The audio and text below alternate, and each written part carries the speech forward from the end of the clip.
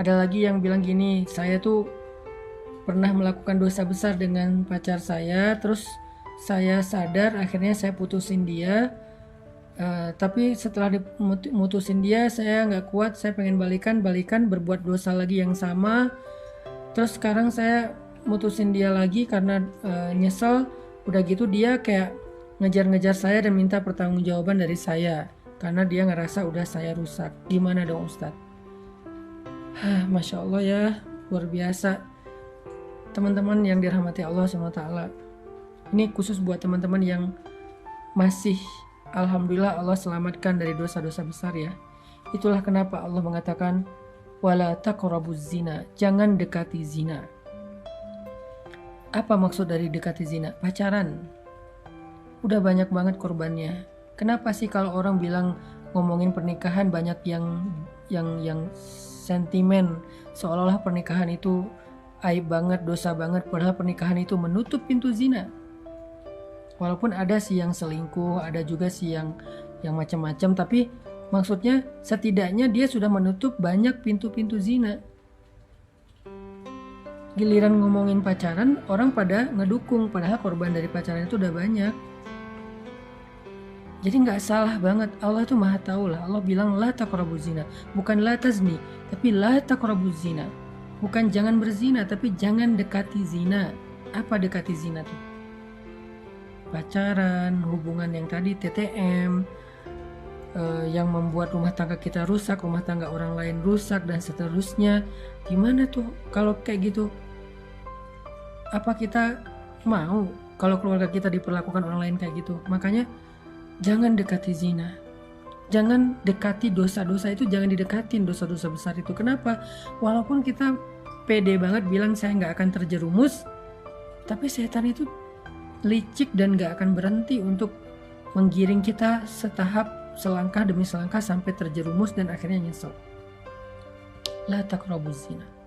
Jadi buat teman-teman yang masih Allah jaga, jangan dekat-dekat. Kenapa?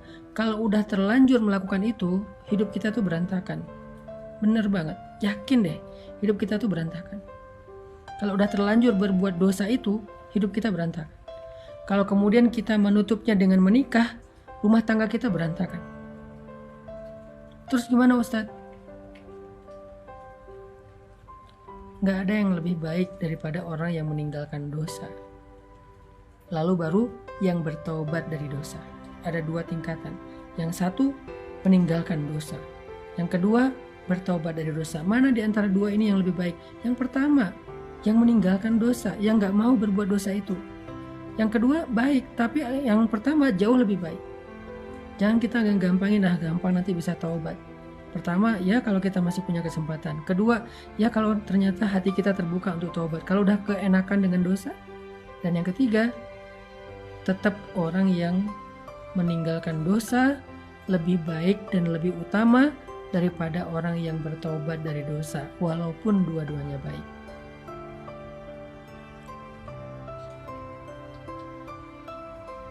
Walaupun dua-duanya baik. Terus gimana kalau kita udah terlanjur Ustadz? Buat yang udah terlanjur, Allah Subhanahu wa ta'ala berfirman, Qul ya ibadiyalladzina asrafu ala anfusihim. Katakanlah, wahai hamba-hambaku yang telah banyak dosa, melampaui batas, menzolimi diri sendiri. Allah memanggil orang-orang yang merasa banyak dosa.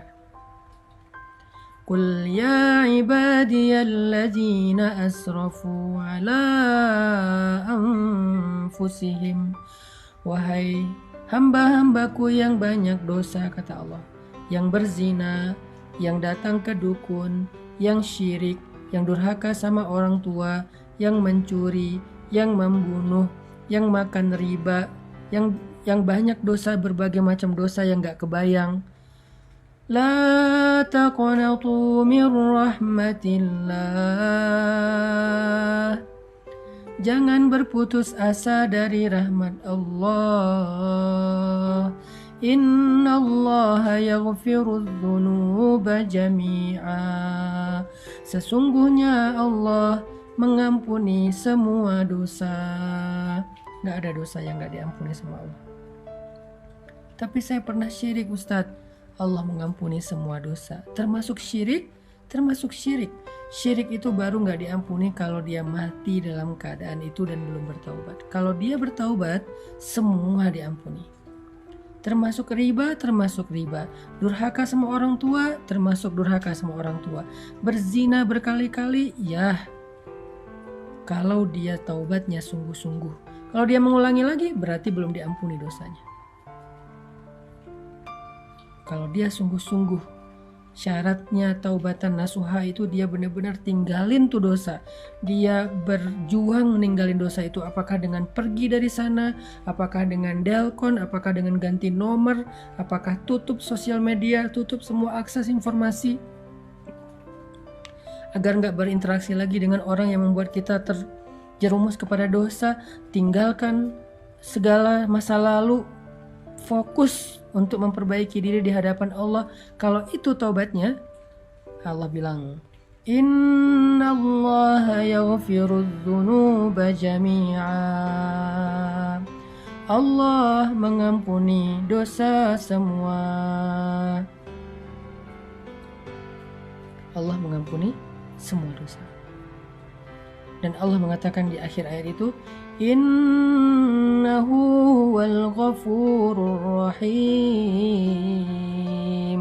Sesungguhnya dialah yang maha pengampun, lagi maha penyayang. Dia maha pengampun dan dia maha penyayang. Dia pasti mengampuni.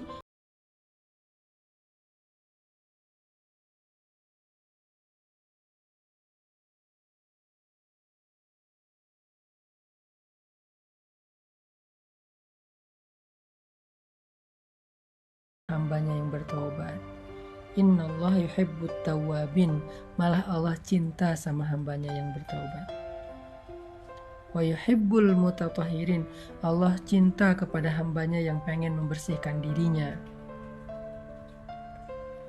Dan untuk bisa meninggalkan dosa zina itu, baik sebelum dia menikah maupun setelah dia menikah, coba renungkan satu kisah Nabi ini.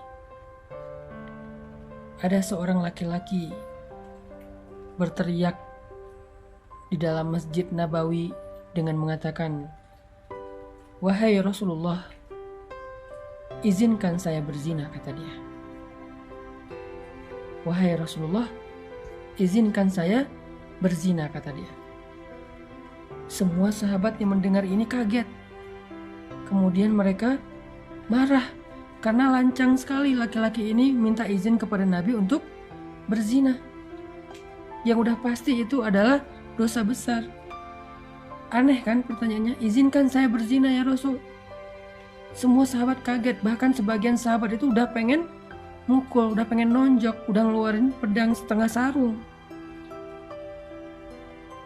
Nabi juga kaget, tapi Nabi bijak. Nabi mengatakan, "Udnu, dekatlah ke saya, kesinilah." Akhirnya dia mendekat, datang ke arah Nabi. "Duduk di sini," kata Nabi. Dia duduk di depan Nabi sampai bertaut lututnya dengan lutut Nabi. Kemudian Nabi bertanya dengan suara yang lembut, karena Nabi ingin melembutkan hati orang ini.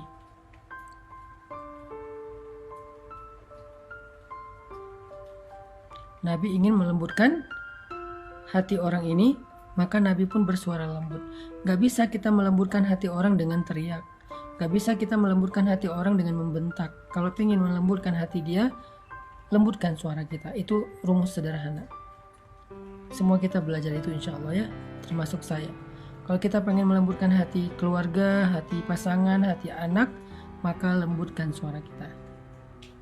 Tapi kalau kita keraskan suara kita, maka kita akan mengeraskan hati. Nabi kemudian berbicara dengan suara lembut kepada laki-laki.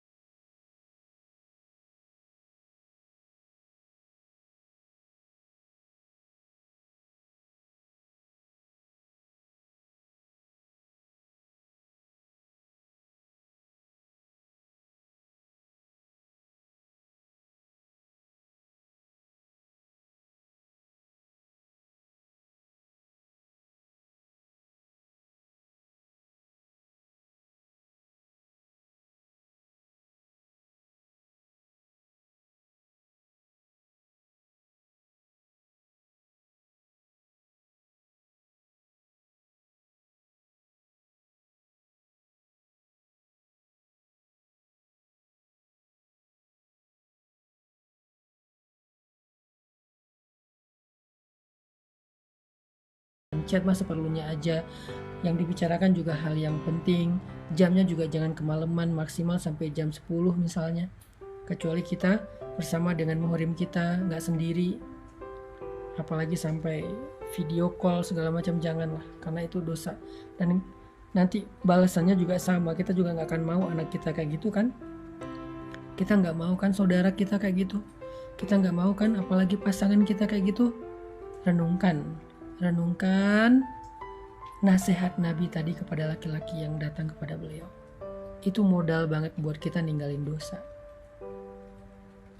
Itu modal banget buat kita ninggalin dosa.